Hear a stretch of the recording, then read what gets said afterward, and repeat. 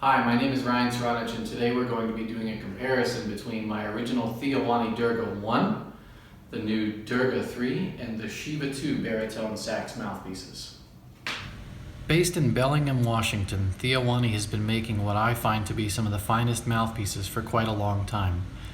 He does his best to cover every style of player and every sound that you could look for. So first, let's talk about my original Durga 1. I've had this mouthpiece since 2011, and it's been the only baritone sax mouthpiece that Theo's had for quite a long time. It's a very high baffle mouthpiece that you see right there. See, it's got a little step baffle in there too, and one thing that really draws attention to this mouthpiece, you look in there and it's got a power ring. I think that's what Theo called it. Kind of, in my opinion, it was an airflow focus kind of thing.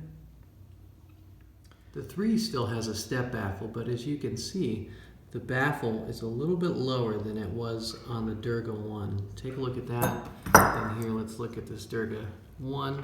See how much higher that baffle is. Okay, now when I look at these side by side, this is the Durga 1 and the Durga 3. The first thing I notice is that the 3 is visibly longer by about 3/4 of an inch. I was told by Brian at Theo Wanne that this was to help the intonation for baritone players playing with a low B flat.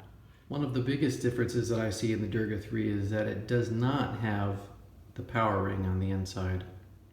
Looking at this new Shiva 2 baritone sax mouthpiece, it has the same length extended shank on it as the Durga 3 does, and this one actually has a higher baffle, a lot like my original Durga 1 does. Yep.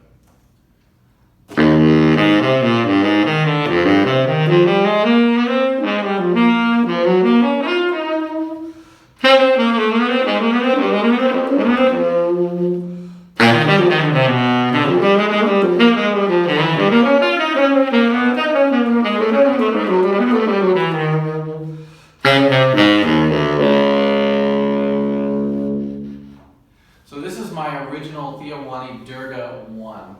This was for a long time the only baritone saxophone mouthpiece that Theo made. It's very high baffle with the step baffle. It's very bright, but it's controllable. This one in particular is a 7-star. So for our second one, this is the Theo Wanne Durga 3. This one has a lower baffle and no power ring.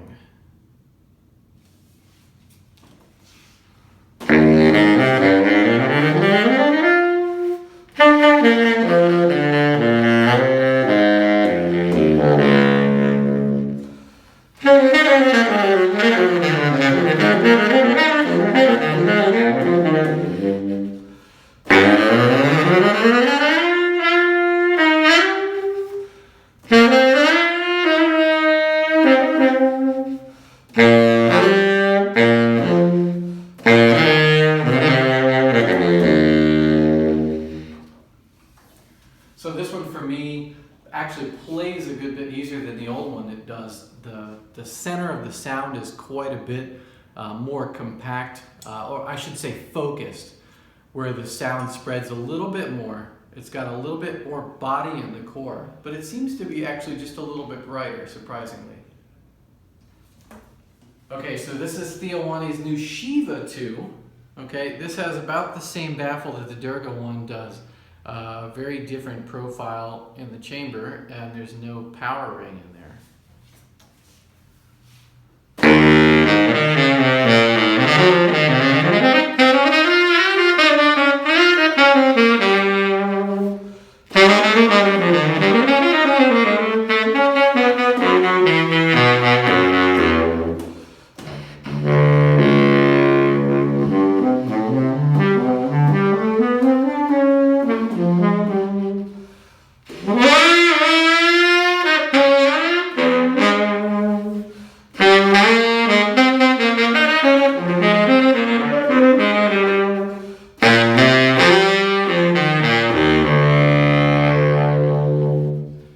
So this mouthpiece, I think, for me, I have to work a little bit harder to control it, but the possibilities of playing very dynamically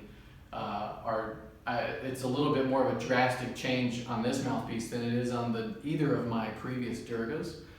This one responds really immediately. It is bright. It does have a lot of body. I think the sound spreads a little bit more than the Durga 3 does.